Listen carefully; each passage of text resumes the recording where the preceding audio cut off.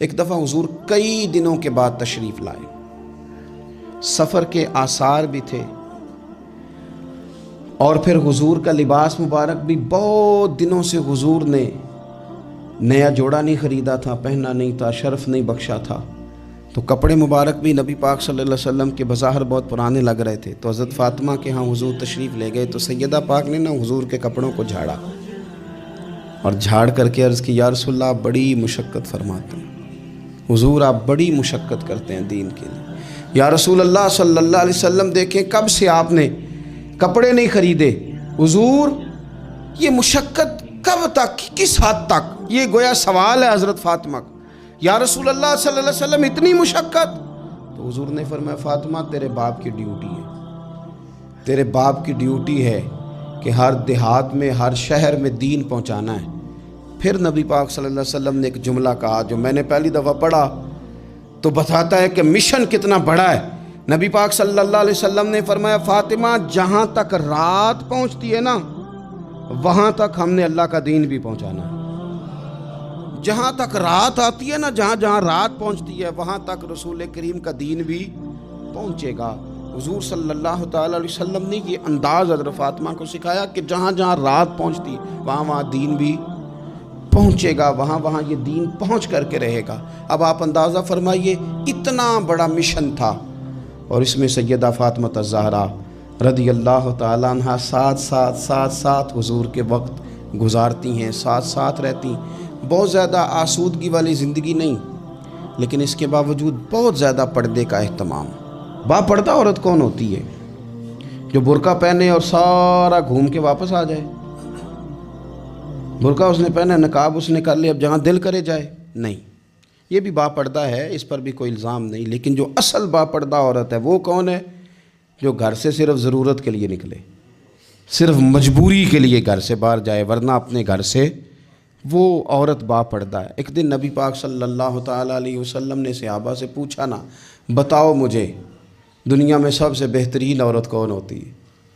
لوگوں کا اپنا اپنا رویہ ہوتا ہے، کچھ کا خیال تھا کہ جو قرآن پاک کی حافظہ ہو، کچھ کا خیال تھا عالمہ فاضلہ ہو، کچھ کا خیال تھا کہ بچوں کی تربیت ٹھیک کرنے والی ہو، دین جس نے بچوں کو سکھایا وہ بہتر ہے۔ سب اپنے اپنے انداز میں بات کرتے ہیں، لیکن حضور نے فرمایا تم نے میری مراد کو پہنچے۔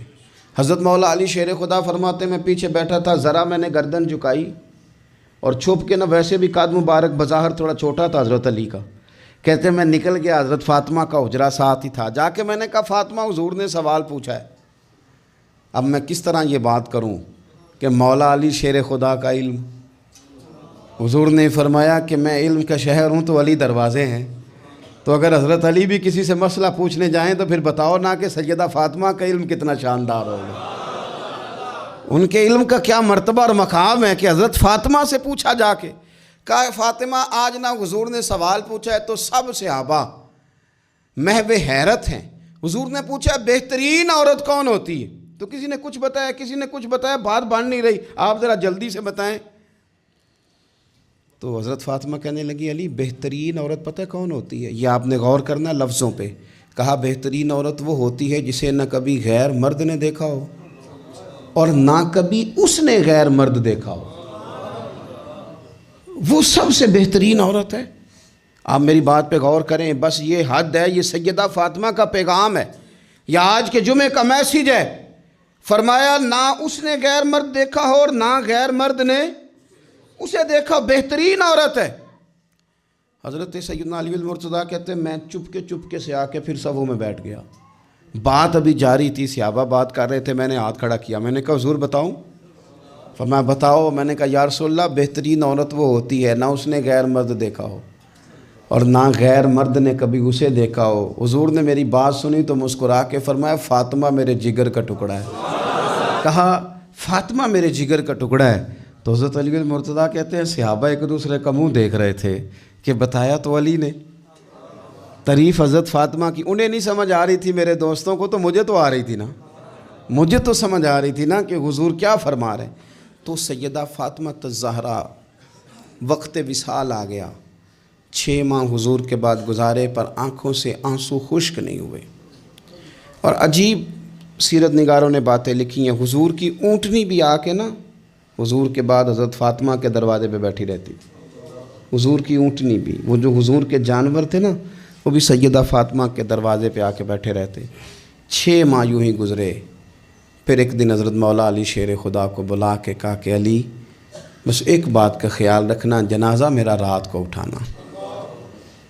رات کو پردوں میں چھپ کے وقت بتایا ہے، تو اب بھی چاہتی ہوں کہ میرے جنازے کو، میری چارپائی کو بھی غیر محرم نہ دیکھیں.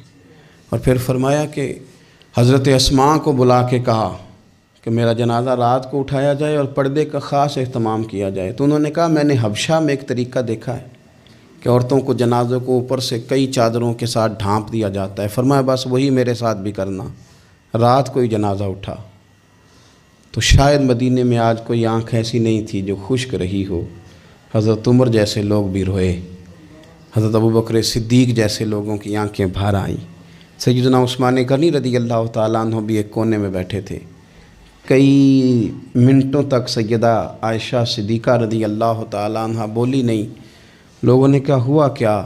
فرمانے لگی آج حضور کی تصویر کی رخصتی کی باری آئی ہے، آج تصویر حضور کی جا رہی ہیں. رات کو جنازہ سیدہ فاطمہ نے وصیت کی، جاتے ہوئے بھی غیر محرم کی نظر نہ پڑے. امام سیوطی نے حدیث لکھی ہے، میرے نبی پاک نے فرمایا دن ہوگا قیامت کا، اللہ فرشتوں سے فرمائیں گے نظریں جھکا لو. اہل محشر سے کہا جائے گا ذرا اپنی نظریں جھکا. یہ اہل محشر کون ہوں گے؟ ولی، غوث، کتب، صلحاء، اتقیاء، علماء. اپنی گردنیں جھکاؤ، نظریں جھکاؤ. کیا ہونے لگا ہے؟ کہا محمد کی بیٹی فاطمہ کی سواری گزرنے لگی ہے. یہ موقع حیا کا ہے. سیدہ فاطمہ کی سواری گزرنے لگی ہے.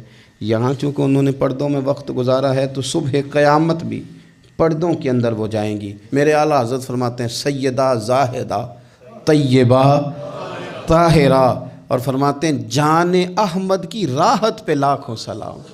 جان احمد کی راحت پہ، حضور کی جان کی راحت ہیں سیدہ فاطمہ، جان احمد کی راحت. اور پھر فرماتے ہیں آب تطہیر سے جس میں پودے جمے، اس ریاض نجابت پہ لاکھوں سلام. وہ تو پاکیزگی کا باب ہے. ایک تو یہ کہ خوب عقیدت کا اظہار کریں، دوسرا یہ کہ اپنے بچوں کو حوصلہ مند بنائیں، تیسرا یہ کہ سچ کی عادت ڈالیں، چوتھا یہ کہ صبر کا ان کو سبق دیں، پانچواں یہ کہ پردے کی خاص نصیحت فرمائیں، اور اپنے گھروں کے اندر آپ پیار والا ماحول بنائیں، بچوں کے ساتھ احترام والا رشتہ بنائیں. حضور سیدہ کے آنے پہ کھڑے ہوتے تھے. اس طرح کا ماحول بنائیں کہ جس سے اپنائیت بڑھے. اللہ کے حضور دعا ہے اللہ تعالیٰ ان کے صدقے ہماری اولادوں پہ فضل فرمائے.